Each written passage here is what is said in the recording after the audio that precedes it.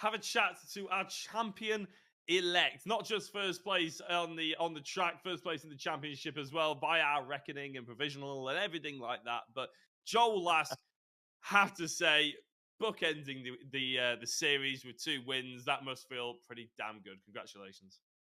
Yeah, thanks. That was a little bit hairy coming into the end there. All to play for the second race, and obviously knew I had to keep Nicky behind me. I got a little bit lucky in the first race where I managed to get the fastest lap, which sort of took some of the hit away from the first standing. But yeah, to be honest, that probably couldn't have gone better that second race. Say you did look like there was a couple of times we were watching it thinking, oh, that's a little bit tight, that's a little bit hairy. Does he need to put himself into those positions? Whereas actually, it's mostly people putting themselves in positions around you. Actually, did you ever think at any point during that race, okay, I might be in trouble here? This could all go wrong very quickly. Yeah, don't get me wrong. A couple of times the idea was just to stay in front of Nicky and just hold position, but I see Nicky suddenly battling up the field and making moves and overtaking. And I thought I need to keep a place ahead of him each time. So every time he overtakes, I overtake. So yeah, there's a couple of hairy moves there, and yeah, they paid off quite nicely. But it was one of those ones where I wanted to just make sure, because you never know what happens in these races. Anyone can go flying off or make a wrong move. So yeah, just had to keep in front. Yeah, that's fair enough. I think looking back at the season, I said to Richard about halfway through that race too that there's been a lot of times. I feel like we've been saying it over the past 5 weeks or so that we have been saying that you haven't quite had the pace compared to some of your championship rivals, and that you're coming slightly around the top 5 positions rather than the top 3. Have you felt like that's bothered you at all, or whether do you feel like that's a fair representation or analysis or anything like that, or do you feel like you've always been quite comfortable in the positions that you're in? No, it's bothered me every race. I'm not gonna lie.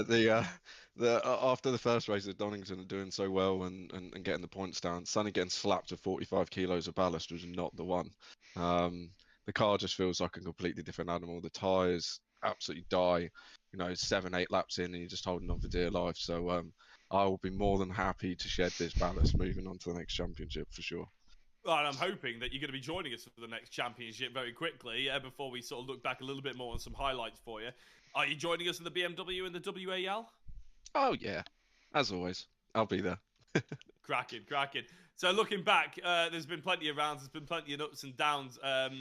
What's some of the sort of highlights that you want to sort of bring out? Favorite tracks, good races, thanks to any drivers or sponsors or anything like that? You know, sort of give us a bit of a rundown of your season, I suppose. Yeah, for sure. It's got to be Donington.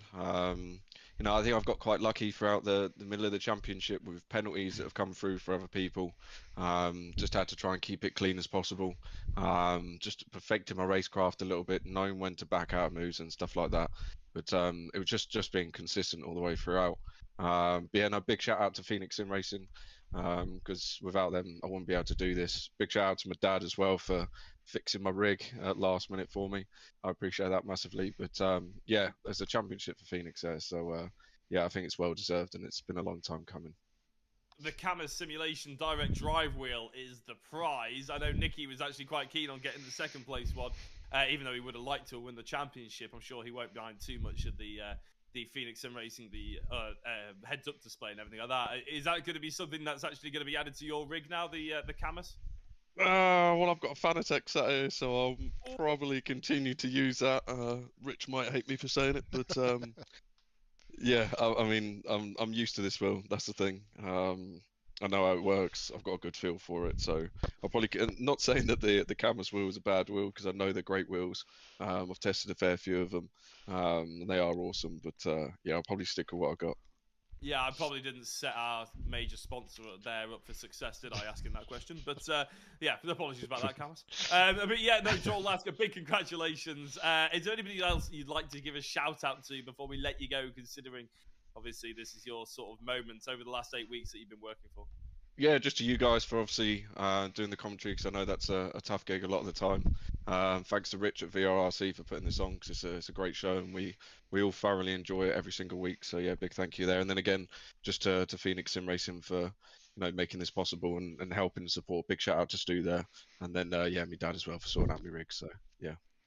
Cracking. Well, thank you very much, Joel Lask, and thank you for the thank you as well. Well, I'm sure we'll be speaking to you very shortly, to be honest, probably either in the World Endurance League races or the BMW Cup. Congratulations once again. Cheers, Jack.